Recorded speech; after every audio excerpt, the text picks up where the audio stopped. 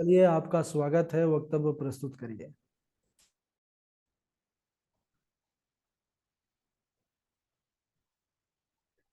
अस्मद् गुरुभ्यो नमः।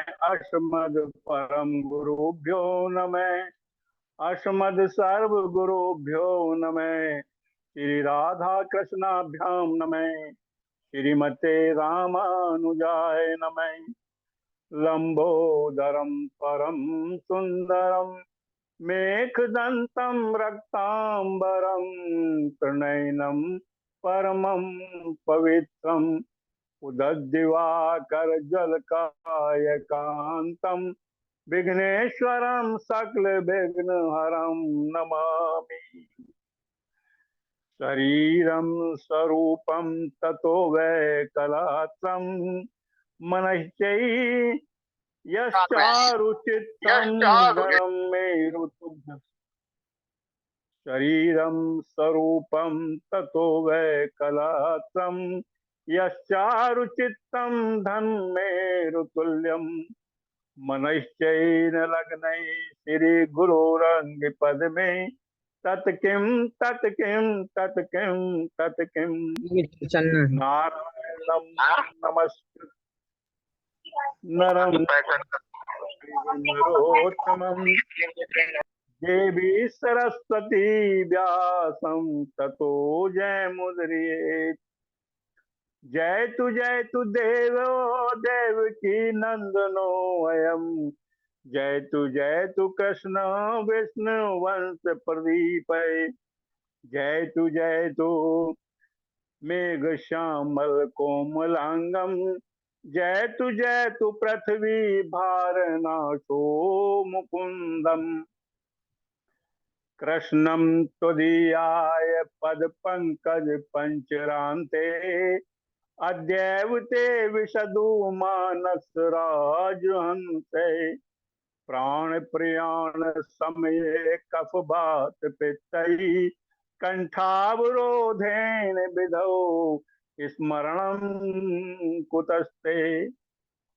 बर्रहा पीरम नटवर बपु कर्णियो कर्णिकारं। बिभ्रदिवास कनक कपिशं बैजंती च मालाम। रंधान वेणुधर सुधया पूरयन गोप वृंदई। वृंदारण्य सपद रमणं प्रवीदम गीत कीर्ति। करार बिंदेन पदार बिंदम मुखौर बिंदम विस्नेयंतम।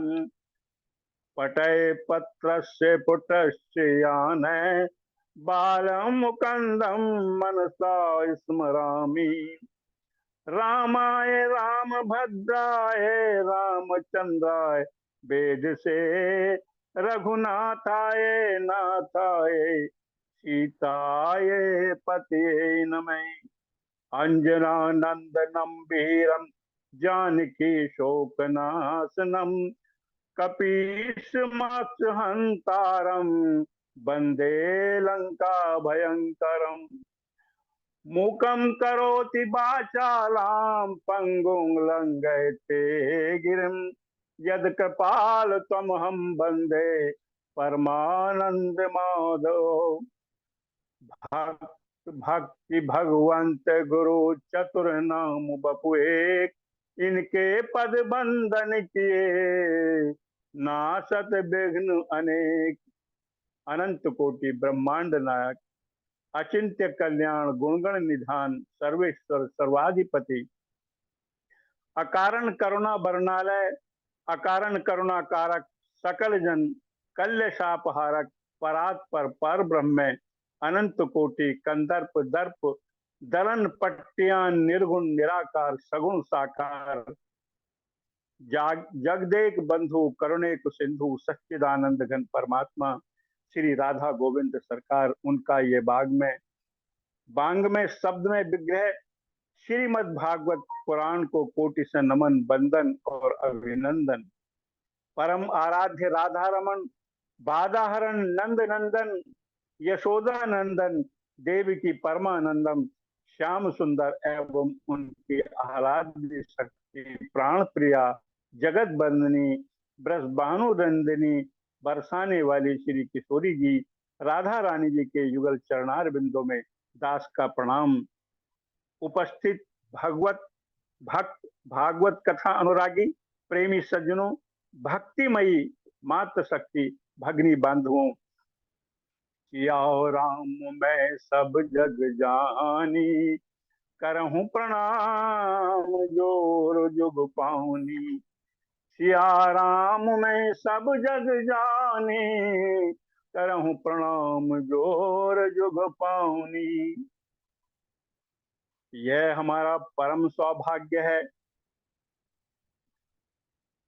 कि हम सब एक साथ मिलकर श्रीमन गुरुदेव जी के सानिध्य और उनके चरण बिंद में बैठकर चरणार बिंदों में बैठकर भागवत रूपी ज्ञान गंगा में गोता लगा रहे हैं। अपनी प्रतिभा को तो हम तराशते ही हैं, साथ साथ श्रीमद् भागवत पुराण कथा के पठन पाठन और श्रवण एवं वाचन कर हम पुण्य को भी अर्जित करते हैं। यह सब गुरुदेव की कृपा का ही है, गुरुदेव की कृपा से ही संभव है। गत वक्तव्य में हम सब ने सुना था या श्रवण किया था, गोकर्ण जी ने के उपदेशों को सुनकर पिताश्री आत्मदेव गृह त्याग करके वन गमन के लिए चल देते हैं और वहां जाकर के श्री ठाकुर जी की सेवा करते हैं और साथ साथ भागवत के 10वें स्कंद का पाठ करते हुए अंत में भगवान के परम धाम को प्राप्त कर लेते हैं। इधर प्रताप श्री के घर जाने पर धुंधकारी जो है वो स्वच्छंद हो जाता है और एक दिन अपनी माता को पीटता है और कहता है कि मुझे धन बताओ, यदि नहीं बताओगी तो मैं जलती लकड़ी से पीटूंगा। पुत्र की इस बात से दुखी होकर माता धुंधली ने कूपे प्रातः क्रतो रातौ केन सा निधनम गता, रात्रि में कुएं में कूद करके अपना जो है उन्होंने प्राणांत कर लिया। इधर धुंधकारी माता जी के भी चले जाने के बाद और अधिक जो है स्वेच्छाकारी हो गया और घर में 5-5 गणिकाएं ले आया। उनके भरण पोषण के लिए उग्र कर्म करने लगा। एक दिन उन्होंने आभूषणों की इच्छा प्रकट की। धुंधकारी ने चोरी कर वस्त्र आभूषण लाकर दिए और उनकी इच्छा पूरी की। उन वैश्याओं ने विचार किया कि अब यह चोरी करने लगा है, किसी दिन ये पकड़ा जा सकता है और राजा इनको मृत्यु दंड देगी, निश्चित रूप से इसका प्राणांत करेगी, क्यों न हम ही इसको मार दें। ऐसा जब उनका विचार आया तो उन्होंने रात्रि में धुंधकारी को रस्सी से बांध दिया और गले में फंदा डाल करके वो घोटने लगी तो वो चिल्लाने लगा। तभी एक गणिका ने जो है चूल्हे की आग उठाकर गरम गरम कोयले दहकते हुए उसके मुंह में रख दिए और तब जब वो ठूसने लगी तब धुंधकारी मन में सोचने लगा, विचार करने लगा। सुधा में बचो वासाम कामिना रस बाधनम हृदयम क्षुरधुराभाम प्रियम के नाम योषिताम, कि धन लोलुप स्त्रियों की वाणी में तो अमृत होता है, लेकिन कामियों के हृदय में वो रसानंद का संचार करती हैं, किंतु हृदय छुरे की धार की तरह तीक्ष्ण होते हैं। इनके लिए कौन प्यारा है। आग के अंगारों से विकल होकर धुंधकारी ने अपने प्राण त्याग देते हैं और जब धुंधकारी का प्राणांत हो जाता है, इन गणिकाओं ने वहीं गड्ढा खोद करके उनको दबा देते हैं, उनके शव को वहीं गाड़ देते हैं और धन का बंटवारा करके गणिकाएं अपने घर जो है चली जाती हैं। सनकादि कहते हैं कि नारद जी, धन लोलुप स्त्रियां, ऐसी देवियों पर कभी विश्वास नहीं करना चाहिए। स्त्रीणाम नैव तु विश्वासम दुष्टानाम कारयेद बुधा विश्वासेवा स्थितो मूढ़ स दुख परिभूयते। ये अंत में जो है दुख का कारण होता है। इस प्रकार गोकर्ण जी को यात्रा करते करते जब ये ज्ञात होता है कि मेरा भाई जो है धुंधकारी का भी जो प्राणांत हो गया, तब वो सीधे गया के लिए चल देते हैं और वहां पर माता पिता और भाई का पिंडदान, श्राद्ध, तर्पण आदि करते हैं। और फिर ये करने के बाद एक दिन घूमते घूमते वो अपने नगर में आ जाते हैं। लेकिन नगर में रात्रि में आते हैं, वो विचार करते हैं कि किसी को जो है कोई कष्ट ना हो, इसलिए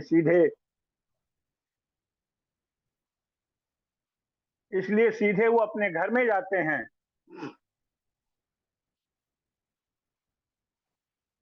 और वहां जो है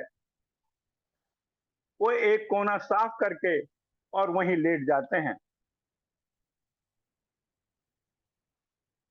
अभी अर्धरात्रि ही हुई थी, तभी धुंधकारी अपना विकराल रूप दिखाने लगते हैं। कभी वो मेंढे का बच्चा बन जाते हैं, कभी हाथी बन जाते हैं, और कभी भैंसा बन जाते हैं, और कभी अग्नि के रूप में आ जाते हैं, कभी मानव रूप में आ जाते हैं। गोकर्ण जी समझ गए कोई दुर्गति को प्राप्त जीव है। गोकर्ण जी ने पूछा कि कसत्तम, आप कौन हैं? लेकिन वह और जोर जोर से रोने लगते हैं। संज्ञाम मात्र चकार है, केवल इशारा करते हैं, बोल नहीं पाते हैं। गोकर्ण जी ने हाथ में जल ले करके गायत्री मन से अभिमंत्रित करके और उनके ऊपर छिड़क देते हैं, तो उनको बोलने की शक्ति आ जाती है। अब वो कहने लगते हैं, अहम भ्राता तुदयो अश्मि धुंधकारिति नामतः स्वकई नैव दोषेण ब्रह्मत्वं नाशितम मया। कि भैया, मैं आपका भाई धुंधकारी हूं। मैं अपने दोष के कारण जो है मेरा ब्राह्मणत्व नष्ट हो गया है। मेरे कुकर्मों की संख्या असंख्य है, जिसके कारण मुझे प्रेत योनि प्राप्त हुई है। वायु का आहार करके मैं जीवन यापन कर रहा हूं। और वो कहने लगे हैं, अहो बंधो कृपा सिंधु भ्रातम मासुमोचे। भैया, आप तो साक्षात करुण में हैं, कृपा में हैं। मुझ पर अनुग्रह कीजिए, मुझे इस भयंकर पीड़ा से मुक्त कीजिए। गोकर्ण जी अपने भाई की विकलता और पीड़ा देख करके दुखी होने लगे और उन्होंने बोला कि भैया, मुझे जब आपके बारे में पता लगा, तब मैं सीधे गया के लिए चला गया और वहां आपका मैंने पिंडदान और श्राद्ध भी किया। फिर खत्म नहीं वे मुक्त हो यशी, आप किस प्रकार से आपको मुक्ति प्राप्त नहीं हुई, मुझे बताइए तो वो कहते हैं, धुंधकारी बोलते हैं, गया साध सते नापी मुक्ति में भविष्यति। ये भैया, एक दो श्राद्धों की बात तो छोड़ दो, आप 100 श्राद्ध भी करेंगे तब भी मेरा उद्धार नहीं होने वाला है। गोकर्ण जी ने पूछा, भैया फिर इसका उपाय बताओ, क्या किया जाए? धुंधकारी उत्तर देता है, यह आप ही सोचिए। गोकर्ण बोले, तुम्हारा कल्याण निश्चित होगा, लेकिन इस समय आप चले जाइएगा। आश्वासन प्राप्त कर धुंधकारी जो है वो अदृश्य हो जाता है। प्रातः काल नगर वासियों को बुलाते हैं, कुछ विद्वानों को बुलाते हैं और उनसे मंत्रणा करते हैं कि धुंधकारी की ऐसी स्थिति है, कोई समाधान वो प्राप्त नहीं हो पाता है, उनका समाधान नहीं होता है। उन विद्वानों से बात करने के बाद भी गोकर्ण जी ने अपने योग बल से सूर्य की गति रोक दी और उनको प्रणाम किया और कहा, तुभ्यं नमो जगत साक्षिणे ब्रूहि में मुक्ति हेतुकम। हे जगत के स्वामी, जगत के साक्षी, साक्षात नारायण, आपको प्रणाम है। कृपा करके मुझे बताइए कि मेरे भाई का उद्धार कैसे होगा। प्रार्थना सुनते ही दिव्य वाणी से आश्वासन दिया उन्होंने और कहा, श्री भक्ता श्री मद भागवतान मुक्ति सप्ताहम वाचनम करो।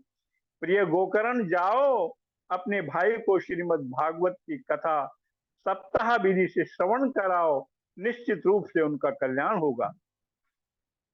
सुनते ही गोकर्ण गदगद हो गए और श्री गोकर्ण जी ने आषाढ़ मास में श्रीमद् भागवत कथा का आयोजन किया, जिसमें उन्होंने वैष्णव ब्राह्मणम मुख्यम सोतारम परिकल्पयत, वैष्णव ब्राह्मण को प्रधान श्रोता बनाया और कथा सुनने के लिए उसी समय धुंधकारी भी एक 7 गांठ वाले बांस के अंदर जो हैं, ग्रंथि वाले बांस के अंदर बैठ जाते हैं। और जब ग्राम में लोगों को भी पता लगा, वो भी उमड़ घुमड़ के कथा सुनने के लिए आने लगे। जन समुदाय के मध्य श्री गोकर्ण जी ने व्यास पीठ पर आसीन होकर और कथा प्रारंभ की। प्रथम दिन की जब कथा संपन्न हो गई, उस बांस की प्रथम गांठ जो है वो चटक गई, क्योंकि धुंधकारी कथा सुनने के लिए उसी बांस में वायु रूप में जो है वो कथामृत का पान कर रहे थे। इस प्रकार से वो प्रतिदिन जो है सुनते जाते और एक एक गांठ चटकती जाती। इस प्रकार एवं सप्तादि नैश्चैव सप्त ग्रंथि विभेदन, इस प्रकार 7 दिनों में 7 गांठों का विभेदन कर क्या होता है, दिव्यम रूप धरो जातो तुलसी दामम मंडित पीतवासा घनश्यामो मुक्ति कुंडलान्वित।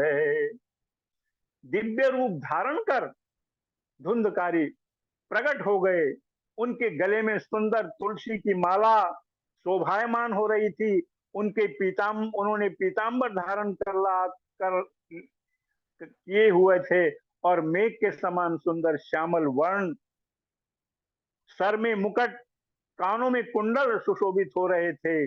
और उन्होंने गोकर्ण जी के चरणों में प्रणाम किया और कहने लगे, क्या कहते हैं धुंधकारी जी, धन्या भागवती वार्ता प्रेत पीड़ा विनाशनी सप्तो होते तथा धन्यम कृष्ण लोक फल प्रदय। भैया, भागवत कथा धन्य है, यह प्रेत पीड़ा का नाश करने वाली है। और भागवत की साप्ताहिक कथा तो साक्षात श्री कृष्ण धाम प्रदान करने वाली है। जैसे अग्नि गीली, सूखी, छोटी बड़ी समस्त लकड़ियों को जलाती है, उसी प्रकार भागवत कथा सुनने से, मन वचन कर्म के द्वारा भागवत कथा सुनने से छोटे बड़े सभी पाप नष्ट होकर के जल करके भस्म हो जाते हैं। बंधुओं, जो अन्न प्रातः काल बनाया जाता है वह सायंकाल खराब हो जाता है, और जो अन्न सायंकाल बनता है वो प्रातःकाल तक खराब हो जाता है। और उसी प्रकार अन्न के रस से पुष्ट इस शरीर की भी नित्यता है, उसका हम वर्णन क्या करें। कहते हैं, बुद्धदाय तो ये तो मस्काइब जंतुषो जायन्ते मरणैयैव कथा श्रवणम वर्जिते। जो लोग श्रीमद् भागवत की कथा नहीं सुनते हैं वो पानी में उठने वाले बुदबुदे के समान हैं और जंतुओं मच्छरों के समान मरने के लिए उत्पन्न होते हैं। क्योंकि कहा भी है, पानी केरा बुदबुदा आसमान उसकी जात, देखत ही छिप जाएगा जो तारा प्रभात। जिस भागवत के सुनने से जड़ बांस की गांठ फट सकती है तो उससे चित्त की गांठ क्यों नहीं खुल सकती? इसमें क्या आश्चर्य है? और तभी देखते देखते धुंधकारी बोल ही रहे थे, एक दिव्य विमान आ जाता है और देखते देखते धुंधकारी उस विमान में चढ़ जाते हैं। और विमान आए पार्षदों को देख करके गोकर्ण जी कहने लगते हैं, अत्रैव बहिवे सन्ति श्रोतारो मम मैं मम निर्मला आनि तानि विमानानि नैतेषां युगपत् कृतय। यहाँ हजारों श्रोताओं ने बराबर कथामृत का पान किया, आपने सबके लिए विमान क्यों नहीं प्रकट किए? एक ही विमान क्यों लाए? भगवान के पार्षदों ने कहा कि भैया गोकर्ण, श्रवणस्य विभेदेन फल भेदो अत्र संस्थितः, श्रवणम तो कृतम सर्वं तथा मननम कृतम, फल भेदस्तो जातो भवनोदपि मानदे। कथा तो सभी ने सुनी है, परंतु मनन पूर्वक जो कथा अमृत का पान करना चाहिए वह केवल धुंधकारी जी नहीं की है। मित्रों, कुछ लोग कथा में समय पास करने के लिए आते हैं, कुछ लोग छिद्रान्वेषण करने के लिए आते हैं, तो कोई व्यवहार निभाने आते हैं, परंतु वास्तव में जो आत्म कल्याण की भावना से कथामृत पान करते हैं, निश्चित रूप से उनका कल्याण होता है। हे गोकर्ण भैया, आप अगर चाहते हो इस श्रोताओं का भी जन कल्याण हो तो आप पुनः भागवत की कथा करें, और यदि वे श्रद्धा पूर्वक भागवत की कथा सुनेंगे तो सबके लिए विमान आएंगे। गोकर्ण जी ने पुनः श्रवण मास में कथा कही और कथा की समाप्ति पर भगवान श्री हरि विमान के साथ प्रकट हो गए और अपना पांचजन्य शंख बजाया तथा गोकर्ण जी को हृदय से लगाया और कहने लगे, अयोध्या वासिने पूर्वे यथा रामेण संगता तथा कृष्णेन नीता गोलोकम योग दुर्लभम। श्री राघवेंद्र जी के साथ जो है, जैसे अवधपुर की समस्त जनता उनके साथ परम धाम के लिए गई थी, वैसे ही गोकर्ण जी आज श्रोता समुदाय भगवान के परम धर्म को प्राप्त होंगे। गोकर्ण से ही चले जाते हैं। श्री कृष्ण चंद्र भगवान की जय, बोलिए गोकर्ण भगवान की जय, सच्चिदानंद परमात्मा की जय। तभी सोनकादि ऋषि बोले, अब बताइए नारद जी, आप कह रहे थे कि कैसे कैसे पापी तर सकते हैं, जब धुंधकारी जैसे महापापी जो प्रेत योनि में पड़े थे वह भी कथामृत पान करके परम पावन हो गए, तो छोटे छोटे पापी तर जाएं तो कौन सा आश्चर्य है। देव ऋषि गदगद हो गए और उन्होंने बस एक अंतिम प्रश्न और पूछा कि कथामृत पान करने के नियम क्या हैं और इसकी विधि क्या है? कथा कराने में खर्चा कितना आएगा? क्योंकि प्राय जनमानस पूछता है कि कथा करने का मन तो है, कथा कराने का मन तो है, पर खर्चा कितना आएगा? सनकादि ने कहा, विवाहे यादृशम वित्तम तादृशम परिकल्पयेत्।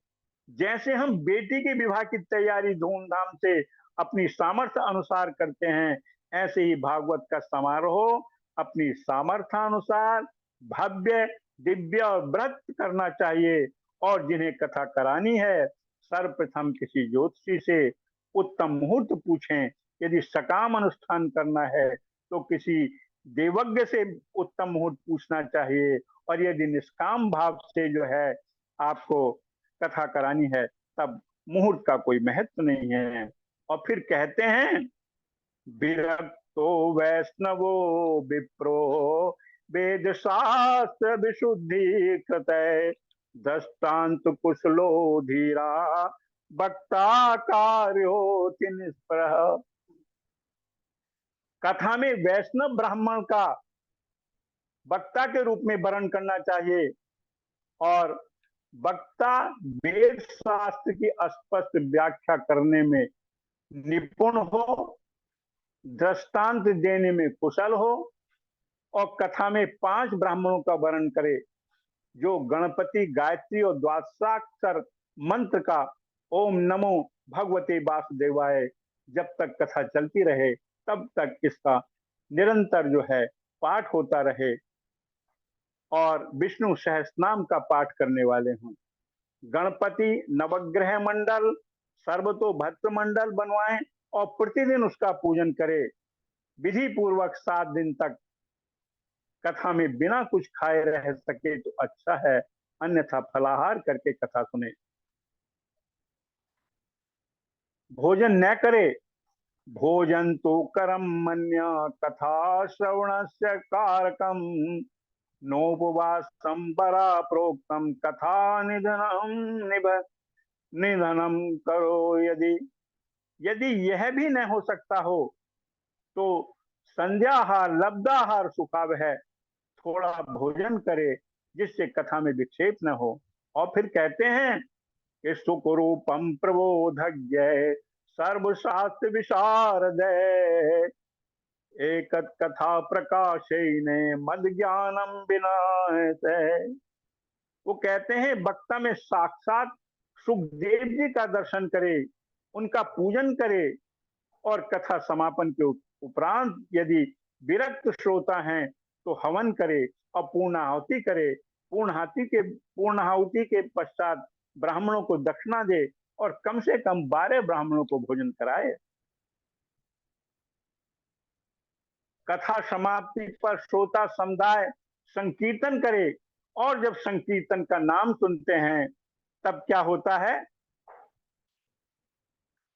देव ऋषि नारद ने अपनी वीणा उठाई और उस पर जो है मालकोश राग छेड़ दिया। प्रहलाद जी वो करतल ध्वनि करने लगे, उद्धव जी ने मंजीरा उठा लिया, अर्जुन जी ने राग रागनियों से आलाप आरंभ कर दिया। पर बिना ताल के जब वहां अधूरा सा लगने लगा तब देवराज इंद्र मृदंग लेकर के उपस्थित हो गए और सनकादि ऋषियों ने बीच बीच में जय हो बलिहारी बलिहारी कहकर जो संगीतकार थे उनका जो है उत्साह वर्धन किया। तभी श्रोताओं के मध्य में व्यास नंदन भगवान सुखदेव जी प्रकट हो गए और श्रीमद् भागवत के श्लोकों को अपने मधुर कंठ से गुनगुनाने लगे हैं। अद्भुत एवं अलौकिक संकीर्तन होने लगा। बंधुओं, संगीत के 3 अंग होते हैं, गायन, वादन और नृत्य। गायन वादन करने वाले तो वहां दिख रहे थे परंतु नाचने वाला कोई नहीं नजर आ रहा था। तभी भक्ति महारानी अपने ज्ञान और वैराग्य दोनों पुत्रों के साथ वहां उपस्थित हो जाती हैं और जन समुदाय के बीच जो है वो नाचने लगती हैं। खूब नाच होता है और फिर क्या होता है देखते कि यह जो है नाच संकीर्तन जो है हरिद्वार गंगा के आनंद तट पर संकीर्तन अलौकिक चल रहा था। तभी क्या होता है, आलौकिकम कीर्तनम में तदक्षी हरि प्रसन्नो रपी न बचो ब्रवी। तभी एक अलौकिक प्रकाश के साथ भगवान हरि प्रकट हो जाते हैं और उन्होंने कहा कि सनकादि मुनियों, मैं आपकी इस कथा से महात्म से बहुत प्रसन्न हूं। अब मुझसे आप बताइए कि मैं आपका जो है क्या कोई वरदान आप मांग लीजिए। सनकादि ऋषियों ने कहा कि महाराज प्रभु, अगर आप वरदान देना चाहते हैं तो बस आपसे एक विनम्र निवेदन है कि जहां भी भागवत कथा हो वहां आप अपने भक्तों के साथ जो है पधारें, और भगवान जो है तथास्तु कह करके अंतर ध्यान हो जाते हैं। जहां भी श्रीमद् भागवत की कथा होती है वहां पर जो है भगवान का जो है वो सूक्ष्म रूप में उपस्थिति रहती है, और वो उन्हीं लोगों को जो है दिखाई पड़ते हैं जिनके सूक्ष्म जो है नेत्र हैं और जो भागवत कथा में रम गए हैं। आइए हम और आप भी अपने मन को इस मंगल में नाम संकीर्तन को समर्पित करें। निकुंज में विराजे घन श्याम राधे राधे, श्याम राधे राधे घन श्याम राधे राधे। निकुंज में विराजे घन श्याम राधे राधे, श्याम राधे राधे घन श्याम राधे राधे। अंत में बोलिए श्री कृष्ण कन्हैया लाल की जय, श्रीमद् भागवत पुराण की जय, श्री सुखदेव महाराज जी की जय, श्री गुरुदेव भगवान की जय। और अंत में अपनी वाणी को इस श्लोक के साथ जो है विराम देता हूं। वाणी गुणानुकथने श्रवणी कथायाम, हस्तौ च कर्मसु मनस्तौ पादयोने, स्मृत्याम शिवस्तव निवास जगत प्रणामे, दृष्टि सताम दर्शने अस्तु भवत्यनूनाम। साधु साधु साधु, बहुत सुंदर, बड़ा सर्वे आनंद आया। भवन्तु सुखिनः, सर्वे सन्तु निरामया, सर्वे भद्राणि पश्यन्तु मा कश्चित् दुःख भाग् भवेत्। गुरुदेव के चरणों में प्रणाम समर्पित। बहुत सुंदर डॉक्टर साहब। अर्पण प्रभु। एकदम आनंद आ गया, और ऐसा हम सबको प्रतीत हो रहा था कि हम सब भी वहां पर उपस्थित हो गए, वही हरिद्वार के पावन क्षेत्र में। आप सबको वहां पर ले जा करके जो है तन से नहीं मन से पहुंचा दिया अपने वक्तव्य के माध्यम से। एकदम हृदय प्रफुल्लित हो गया। और गणेश झा जी हमारे तो खड़े होकर के कथा सुन रहे हैं, वो आसन पर ही नहीं बैठे, इतना आनंद आ रहा था। बहुत सुंदर, जितने लोग जुड़े हैं सभी भाव विभोर हो गए, हम एकदम गदगद हो गए, बहुत आनंद। और ऐसा प्रभु के चरणों में प्रेम, ऐसा शब्द शैली, बहुत सब अनुपम है। ठाकुर जी कृपा बनी रहे बस, उत्तरोत्तर जो है तो भक्ति का वर्धन होता रहे, यही कहना है। और बस ऐसे ही आनंद दिलाते रहे। बहुत आनंद आया। कात्यायनी तिवारी जी हमारी एकदम प्रसन्न चित्त हो गई आज का वक्तव्य सुन करके। एकदम सभी प्रसन्न हैं जितने लोग जुड़े हुए हैं, पूर्वी हैं, जितने लोग जुड़े हैं सभी लगातार लिख रहे हैं कि बड़ा आनंद आ रहा है ना। हमारे विद्यासागर जी भी हैं, है ना। करणों में मिश्री घोलते शब्द जो है तो लिख रहे हैं कि डॉक्टर साहब ने वक्तव्य किया। और कात्यायनी तिवारी जी ने भी अपना बड़ा सुंदर भाव वहां पर दिया। सभी आह्लादित थे जितने लोग थे। हमको भी बड़ा आनंद आ रहा था, लग रहा था कि सुनाते ही जाएं, लेकिन चलिए समय सीमा भी अपने आप में एक स्थान रखती है, उसको ध्यान रखते हुए आपने सुनाया, बहुत अच्छा। प्रणाम गुरुदेव। हाँ जी कात्यायनी तिवारी जी।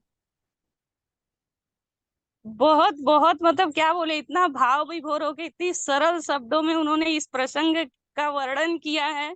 मैं तो उनके चरणों में प्रणाम करती हूँ। और आपकी जो मंत्र मुग्ध हो जाती हूँ गुरुदेव, जब आप मंत्र को इतने भाव से, मतलब आपकी शैली जो है उसको पढ़ने की, मैं तो पक्का मोहित हो जाती हूँ उससे। अरे बहुत बढ़िया, बहुत आप आनंद आया।